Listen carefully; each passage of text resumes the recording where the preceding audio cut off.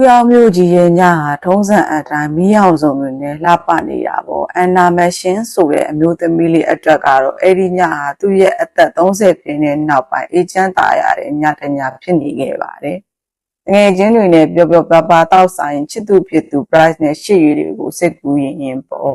အန်နာတီယာချက်ဆိုတဲ့လူသက်သမားအကြောင်းသတင်းတွေထွက်နေတာစိတ်မပူနဲ့နော်။သတိတွေထားတော့လို့တငယ်ချင်းဖြစ်သူဖရန်စီကသတိပြီးတော့အန်နာကရဲမိုးပြီးပြန်ပြောလိုက်သေးတယ်။ငါမှဖုန်းရှိရ passport ရှိရတခုခုဆို online မှာပေါ့တဲ့။ဒါပေမဲ့ကကြမာကအဒီလောက်မယူရှင်းခဲ့ဘူး။ည7:45မိနစ်အန်နာတယောက်တည်းဝီလီယမ်စပတ်ဓာတ်ပေါ်ကိုလမ်းလျှောက်ပြီးအိမ်ပြန်လာခဲ့တဲ့အချိန်လူဘိုးတွေကြားမှာလူရိပ်နှစ်ခုကိုသူမြင်လိုက်ရတယ်။အဖြူရောင်အင်ကြီးဝတ်ထားတဲ့မိန်းကလေးတစ်ယောက်နဲ့လူတစ်ယောက်စကားပြောနေတယ်လို့ပဲ။အန်နာကစေတနာနဲ့အကူအညီလိုလားလို့လှမ်းပေးလိုက်တဲ့အခါမှာပဲကဘာပြတ်သွားတာပဲအဲ့ဒီလူလှည့်ကြည့်လိုက်တဲ့အချိန်မှာအန်နာမြင်လိုက်ရတာကတာမန်မျက်လုံးလေးမဟုတ်ခဲ့ပါဘူးဖဲကြွကျင်နေတဲ့အဖြူအမဲကွက်တွေလိုထူးဆန်းနေတဲ့မျက်လုံးတွေပြီးတော့ဟိုမိန်းကလေးရဲ့လက်ပင်ကနေသွေးတွေအရှိန်ဟုန်နဲ့စီးကျနေတာကိုအန်နာမြင်လိုက်ရပါတယ်အန်နာဟာနောက်ကိုဆုပ်ရင်အသက်လူပြေကိုစူးစမ်းခဲ့ပေမဲ့လူသက်သမားကရှေ့ကိုတိုးလာတယ်မင်းရဲ့မျက်လုံးတွေကငါ့ကိုအမှတ်တိုင်းမြင်နေရပြီလို့ပြောရင်းအန်နာလက်ပင်ကိုအတင်းအကျပ်ညှစ်လိုက်ပါတယ်အသက်ရှူရတာကြက်လာပြီးအန်နာအော်ဖို့စူးစမ်းခဲ့ပေမဲ့အတန်ကလေချောင်းထဲပါပဲပျောက်ကွယ်သွားခဲ့ပါတယ်နောက်ဆုံးမှာတော့အပြင်းအထန်ရုန်းကန်ရင်းနဲ့အန်နာဟာတရားပေါက်မို့ဘကနေနောက်ပြန်လန့်ကျသွားပါတော့ပဲအန်နာတယောက်စေးရုံမှာသတိပြန်ရလာပါပြီဒါပေမဲ့သူလို့လာတဲ့ကဘာကြီးကတော့အရင်လိုမဟုတ်တော့ပါဘူးသူမျက်လုံးဖွင့်ဖွင့်ချင်းမှမြင်လိုက်ရတာကသူ့နာမှာကပ်နေတဲ့မျက်နှာတစ်ခုဒါပေမဲ့ထူးဆန်းတာကအဲ့ဒီမျက်နှာကငြိမ်မနေဘူးတစ်စက္ကန့်မှမျက်စပင်ညူလိုက်တစ်စက္ကန့်မှစပင်ဖြူသွားလိုက်နဲ့ရုပ်ရှင်ကားတွေကလိုပုံစံတွေဒရဇက်ပြောင်းလဲနေတာပါအန်နာနိုးဘီလာလို့အတန်ကြတော့မှအန်နာတယောက်လမ်းဖြတ်ပြီးရှင်ဘသူလဲလို့အော်မေးမိလိုက်ပါတော့တယ်ငါပါအန်နာရဲ့ Bryce ကြီးမင်းရဲ့ချစ်သူပါတဲ့ဖယားကြီးအန်နာအတွက်ကတော့ဒီစကားကရုံရခက်ကြီးဖြစ်နေတယ်ဘာလို့လဲဆိုတော့သူရှိကမျက်နှာကခဏခဏပြောင်းလဲနေပြီးသူမမိရဲ့ Bryce နဲ့လုံးဝမတူတော့လို့ပါပဲသူအရန်ကြောက်သွားပြီး Bryce ကိုအတင်းတွန်းဖယ်လိုက်မိတယ်နောက်တော့မှဒေါက်တာရောဘတ်ရောက်လာပြီးအဖြေရှာပေးနိုင်ခဲ့ပါတယ်အန်နာခံစားနေရတာကမျက်နှာမှတ်မိမှုအယွင်ချုပ်ရင်ခြင်းတဲ့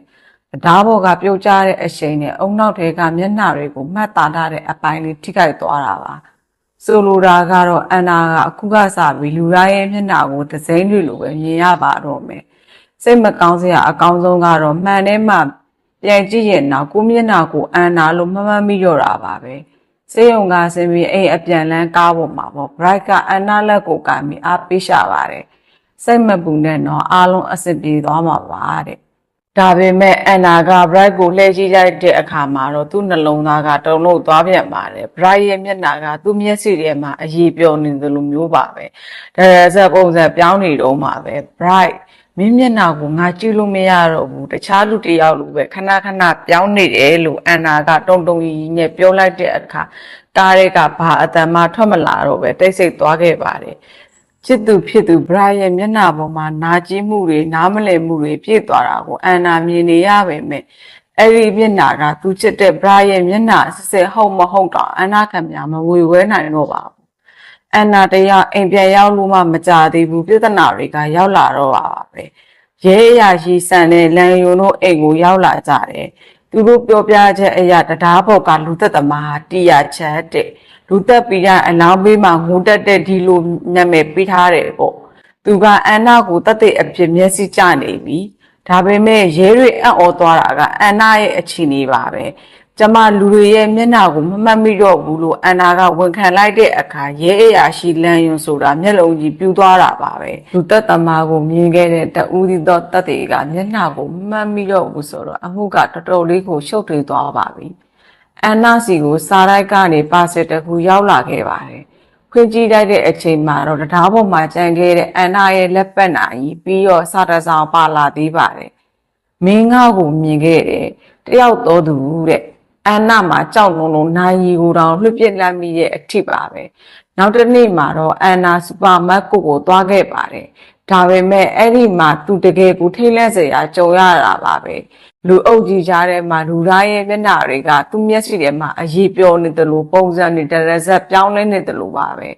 အဲ့ဒီအချိန်မှာလူတစ်ယောက်ကသူ့ပခုံးကိုလာပုတ်တယ်မင်းအန်နာမက်ရှက်မဟုတ်လားတရင်ထဲမှာမင်းအကြောင်းဖတ်လိုက်ရတယ်လို့အဲ့ဒီလူကပြောပါတယ်အန်နာခမရနှလုံးတုံပြီးမင်းကချက်လာလို့တော့မင်းမိသွားတယ်ဒါပေမဲ့ထူးဆန်းတာကအဲ့လူရဲ့တုတ်ပြန်မှုပါပဲသူကချက်မဟုတ်ဘူးတဲ့ဒါပေမဲ့မျက်နှာတွေကိုမမြင်ရတဲ့ခန်းစားချက်ကိုငါနားလေတယ်လို့ထူးထူးဆန်းပြောပြီးထွက်သွားပါတယ်အန်နာအတွက်ကတော့အဲ့ဒီလူဟာတကယ်လူသက်သမားလားဒါမှမဟုတ်တခြားတစ်ယောက်လားဆိုတာကိုဘယ်လို့မှမဝေခွဲနိုင်တော့ပါဘူးလူအုပ်ကြီးထဲမှာမျက်နှာမဲ့နေတဲ့ရန်သူကသူ့ကိုအချိန်မရွေးလာတတ်နိုင်တယ်ဆိုတဲ့အတွေးနဲ့တင်အန်နာဘဝဟာငရေကတစ်ခုလိုဖြစ်နေခဲ့ပါတယ်အန်နာဟာသူ့ရဲ့မျက်ကန်ယောဂကိုလက်မလျှော့လိုက်ပဲရင်ဆိုင်ဖို့ဆုံးဖြတ်ခဲ့ပါတယ်စိတ်ပညာရှင်ဒေါက်တာအဲရစ်ဂလန်နဲ့တွေ့ပြီးရဲ့နောက်မှာတော့သူဟာလူတွေကိုမှတ်သားဖို့နီလန်အသစ်တွေကိုစတင်နေကျင့်မှာတော့တယ်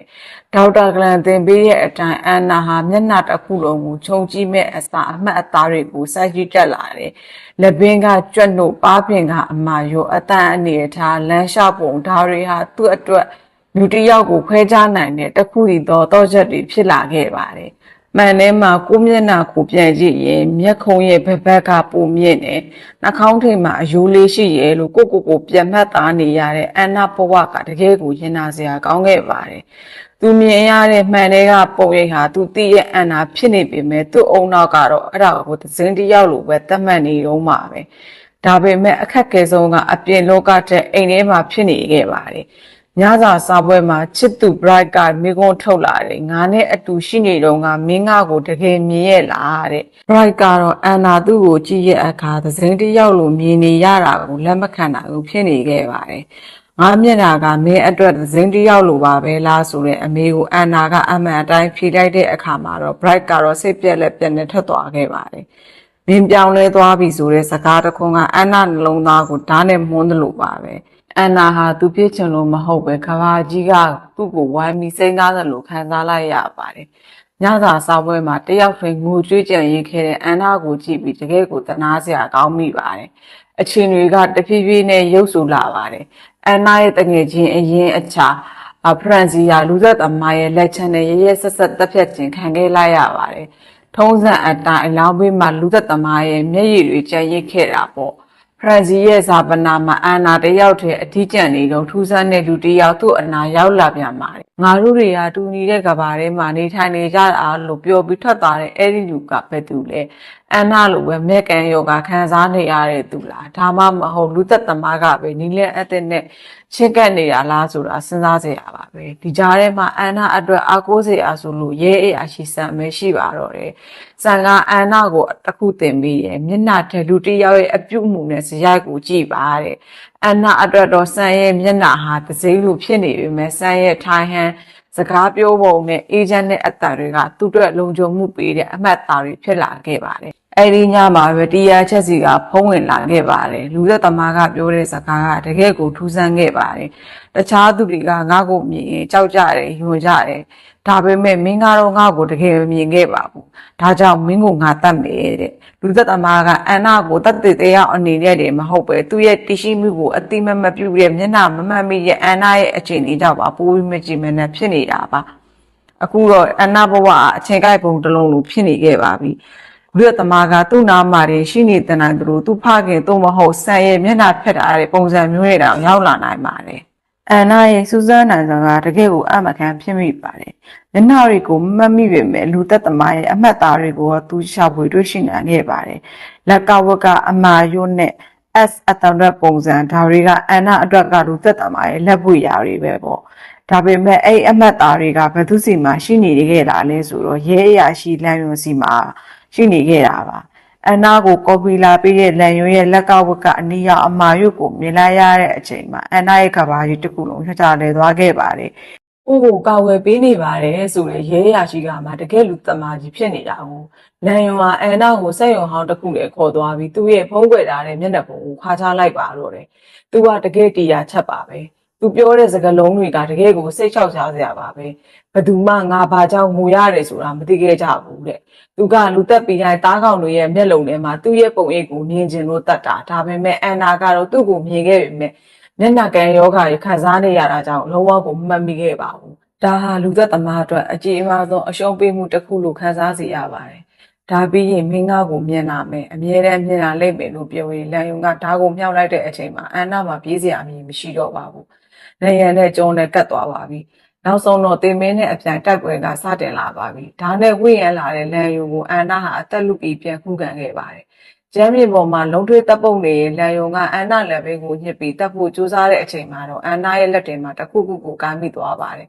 ။အဲ့ဒါကတော့လန်ယုံလွတ်ထွက်သွားတဲ့ဓာတ်ပါပဲ။အန်နာဟာသူ့ရဲ့နောက်ဆုံးအာမန်ကိုစုစုပြီးလန်ယုံရဲ့လက်မောင်ကိုဓာတ်နဲ့ထိုးလိုက်နိုင်ခဲ့ပါတယ်။ဒါပေမဲ့လန်ယုံဟာတေကန်ကြီးတဲ့ယူသွနေတော့မှာပဲငါ့ကိုတတ်လိုက်ပါဒါမှမင်းငါ့ကိုအမြဲမမိနေပါလို့ပြောနေတဲ့သူရဲ့စကားလုံးတွေကတကယ်ကိုတုံးလို့စရာကောင်းခဲ့ပါတယ်အန်နာဟာသူ့ကိုလူသက်သမားတယောက်မဟုတ်ပါဘူးအဲ့ဒီအချိန်မှာပဲရဲကရက်လိုက်တော့ဆိုတဲ့အတန်နဲ့အတူရဲရရှိဆန်ရောက်လာပြီးလန်ယုံကိုဖမ်းဆီးသွားပါတော့တယ်တိုက်ပွဲတွေအပြီးမှာဆန်ဟာအန်နာအနာကိုပြေးလာပြီးအစဉ်ပြေးရလာလို့အစိုးရိမ်တကြီးမိခဲ့ပါတယ်အန်နာဟာဆန်ရဲ့မျက်နှာကိုတော့အရင်လိုပဲရှင်းရှင်းလင်းလင်းမြင်ရသေးပါဘူးမျက်နှာကအမြဲပြောင်းလဲနေတော့မှာပဲဒါပေမဲ့အန်နာအတွက်မျက်နှာကိုမြင်ရဖို့မလိုတော့ပါဘူးဆန်ရဲ့အတန်သူ့ရဲ့ကျင်နာတဲ့ဇယိုက်နဲ့ညှို့ထွေးတဲ့အရေးရောင်တွေနဲ့အန်နာအတွက်ကဒါဟာဆန်ပဲဆိုတာနှလုံးသားကနေအခိုင်အမာသိမြင်ခဲ့ပါပြီမျက်နှာတွေပျောက်ဆုံးနေတဲ့ကဘာကြီးထဲမှာအန်နာဟာသူ့ရဲ့တကယ်အမြင်အာရုံစစ်ကိုရှာဖွေတွေ့ရှိသွားခဲ့ပါတယ်6လဆိုတဲ့အချိန်အတော်အတွင်းမှာအန်နာဘဝအများကြီးပြောင်းလဲသွားခဲ့ပါတယ်မျက်နှာကန်ယောဂါကတော့ပျောက်မသွားခဲ့ပါဘူးဒါပေမဲ့အန်နာဟာအရာရာကိုနှလုံးသားနဲ့ကြည့်တက်လာတယ်စာသင်ခန်းထဲမှာကလေးလေးတွေကိုသူတို့ရဲ့အတန်တွေသပင်အယောင်တွေဖက်နှက်လေးတွေနဲ့ခွဲခြားမှတ်မိရဲ့အန်နာကိုကြည့်ရတာတကယ်ကိုပီတိဖြစ်စေရပါအရင်ကမျက်နှာတွေကိုမမှတ်မိလို့ကြောက်လန့်ခဲ့တဲ့အန်နာဟာအခုတော့အဲ့ဒီမျက်နှာမဲ့ကဘာထဲမှာပဲအသားကျပြီးပျော်ရွှင်နေနိုင်ခဲ့ပါပြီကျောင်းလုံးချိန်မှာတော့ဆန်ရောက်လာတယ်ဆန်ရဲ့မျက်နှာကအန်နာမျက်စီထဲမှာပြောင်းလဲနေတော့မှာပဲဒါပေမဲ့ဆန်ရဲ့ခြေတံလေးကိုကြားလိုက်ရုံနဲ့အန်နာဟာချက်ချင်းသိလိုက်ပါပြီဆန်ကတန်းအောင်တော်ကြီးနဲ့ဘယ်လိုသိကြလဲလို့မေးတဲ့အခါမှာအန်နာဟာဆန်ရဲ့ခြေတံထဲမှာပါတယ်ထူးခြားတဲ့အချက်လေးကိုပြောပြလိုက်ပါတယ်